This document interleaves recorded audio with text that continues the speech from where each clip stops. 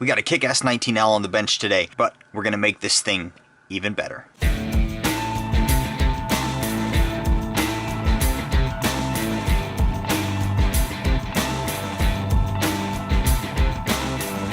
Hey guys, Work here, welcome back to the bench. Today on the bench we've got Builder Shooter's 19L.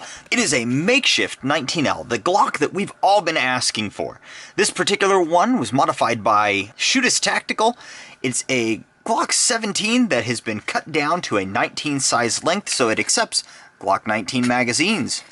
It's also had the slide mill down to accept a red dot sight, and today we are here to make this thing even better. We got a couple modifications to it that we're gonna do, and those are gonna be a new magazine release from Hyve Technologies. This thing is really nice and really clean, and while we do this, we're also gonna be flopping this thing around to a left-handed mag release. In addition to that, we've also got the Kineti-tech Trigger shoe that we're going to be putting on this thing. Now, we are just going to be putting the trigger shoe on, so while we've got this thing apart, we're going to go ahead and we're going to polish up the trigger bar a little bit to try to make the trigger pull even smoother. This particular Glock has a relatively nice trigger pull. It's firm and heavy, but it hits a definite wall and then a little bit of Glock creep and the break. Let's do a check really quick to find out what our pull weight is. My guess is between 6 and 7 pounds. Let's get our handy dandy trigger pull gauge out, and oh, I was wrong. Just under 6 pounds at 5.8 pounds. Let's go ahead and do our trigger first. That way we don't run the risk of scratching up this nice mag release.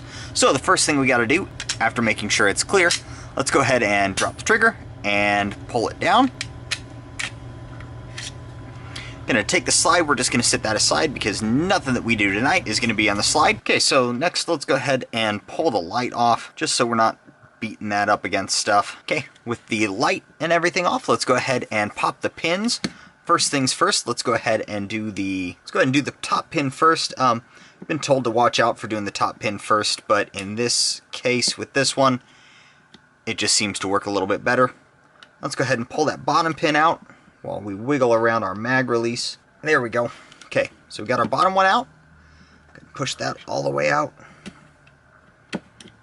Okay, bottom pin is out. Now let's go ahead and pop our back pin out. Okay, and with those three out, we should be able to pull. Let's pull our slide catch out first, set that aside. Let's go ahead and pull our lock block out, set that aside as well. And now we should be able to pull our trigger group up and out. So this is where the majority of the work in this particular case is going to happen. First, let's go ahead and get our trigger bar and trigger assembly off of here. To do that, the trigger bar actually has a wing that slides down inside this slot here. So we're going to pull forward on the entire thing, which is going to pull our spring back here loose. And then we're going to simply tip out this way as we pull up, and that should release our trigger bar. Next, we're going to unhook it from the spring here. We're going to pull down, get our trigger bar released from the spring, and now we've got our trigger bar loose. The spring also decided to come out. There we go. Now we're not going to replace the spring, so we want to leave all of that together. And here we've got basically the major components of the Glock trigger, oddly enough. So the first thing that we're going to do is we're going to go ahead and pull the old trigger shoe off, and then we're going to get to polishing this, and then we'll go about putting the new trigger shoe back on. So the first thing we need to do is we need to get this trigger shoe off. Now, unfortunately, with Glock triggers, to get this trigger shoe off, we have to break it. You can see here there is a pin on this side, and it is a blind hole. It is not a through hole. So in order to get this pin out, we actually have to punch it through this side of the plastic. So what we're going to do is we're going to find a nice spot on my block here where we're not going to bend the bar too much. Okay, let's go ahead and sit that up there and give it a nice whack. Okay, and with that, you can see we have now busted through this side, unfortunately. So let's go ahead and pull that out. Here is our pin. Set that aside. We got broken plastic pieces down here, and now the trigger shoe will just come right off. Let's go ahead and set the old shoe aside. Now we need to work on this thing. This thing is a bit of a mess. So first, let's go ahead and get it cleaned up. So now when I'm doing this polishing, I'm not going to be removing material per se. I'm just going to be smoothing it out a little bit. The stock Glock trigger bars are a little bit messy. I am going to try to clean this nub up right here a little bit. If you can see, this is the difference between a Gen 3 and a Gen 4 trigger bar right here is this nub. And we're going to clean that nub up a little bit, hopefully pull it back far enough that it's not contacting the slide quite as much. What that nub does is that nub runs right along this portion of the slide right here as it comes up and hits the safety plunger. So we're going to get rid of that nub a little bit, not too much, because we don't want the safety plunger to shove it up there too much, but we're going to do that. And then we're going to clean up this edge here. We're going to clean up a little bit of the contact surfaces here, and that's pretty much all we're going to do to this bar. So I'm just going to grab a file and we're going to start filing a little bit. This is just a fine jeweler's file that we're going to use here, and then we're going to take my good old trusty 1000 grit sandpaper and basically just have at it for a little while. Let's get that polished up, and basically this time around, because this is just a Glock trigger, I'm not going to get the buffing wheel out. We're just going to hand buff this thing because that should be enough. There's not a whole lot of rubbing happening on this thing anyway, so just a little bit of hand buffing should be plenty with a 1000 grit sandpaper. 1000 grit is nice and smooth. It's not rough enough that it's really going to take off material. It's definitely not going to change any geometries, and it gives you a really nice smooth surface finish for our contact points here. We're going to come and we're going to do down inside where our new trigger shoe is going to contact as well, because we want the trigger shoe surface to be nice and smooth. Give that trigger shoe a nice smooth perch on there.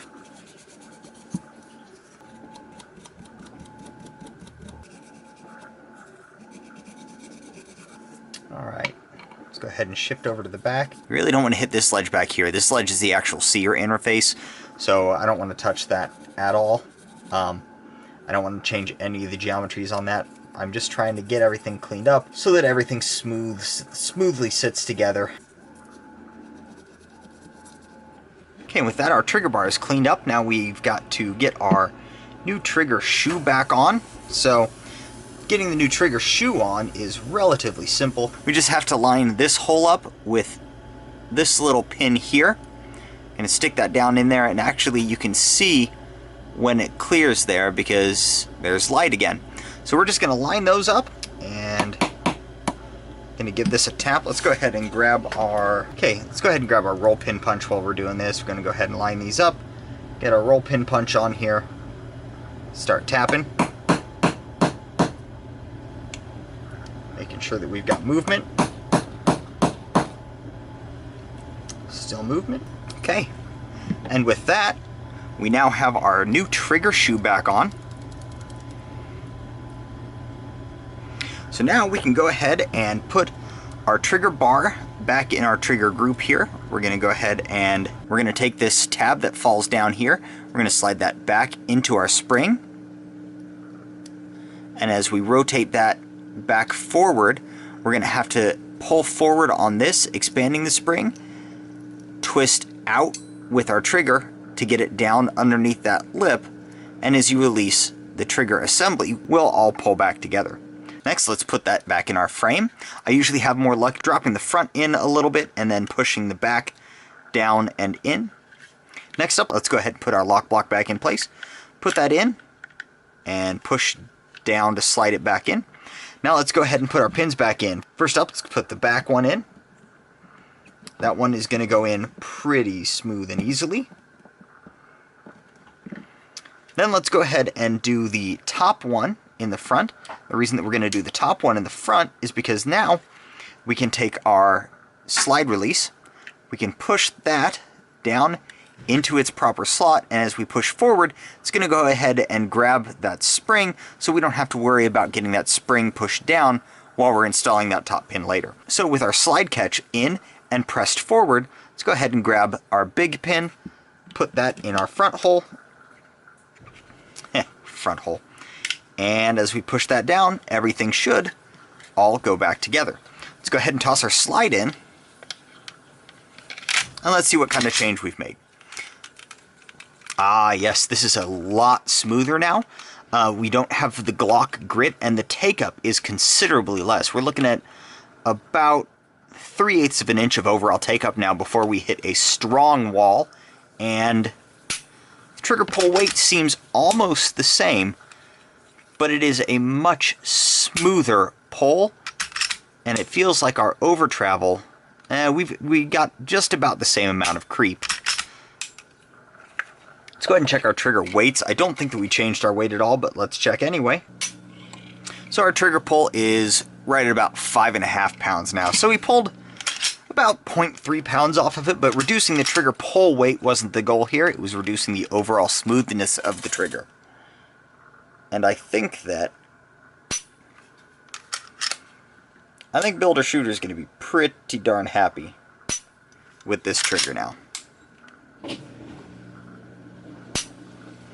Okay, next up, let's go ahead and do this mag release. So, got to pull the slide off again, which is really difficult to do without hitting the glass on the optic here. Okay. So, with our slide off, what we got to do is there's a little spring down in here. There's a little spring down in here, right about here, that we've got to pull out and around the old mag release so we can get the new one in. It's really not that big of an issue. It's just also something that I can't really show you on camera. So let's go ahead and pull that spring out of its perch. There we go. And then we can just push the old mag release out. I'll have to kind of grab that, yank it out of the way. Okay. So with that out of the way, now we can go ahead and grab our new mag release. And we're going to reverse those steps, but this time we're going to go in from this side because this needs to be a left-handed mag release. So let's go ahead and put our mag release in. Now we're going to grab our little spring and yank it out past our mag release again. There we go. Okay, and with our mag release in, we need to go ahead and pull that back. And there we go. Mag release is in. So now this is a left-handed version, and that feels really weird on my right-handed hand. And with that change, we are now ready to hit the range.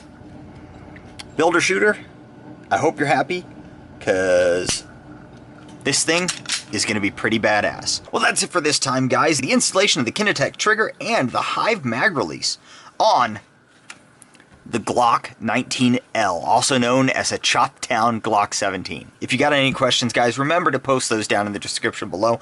I will give you guys as much information as I can about this, and keep an eye out for the upcoming review on this trigger. I'm actually going to take it out. We're going to get some rounds through this thing.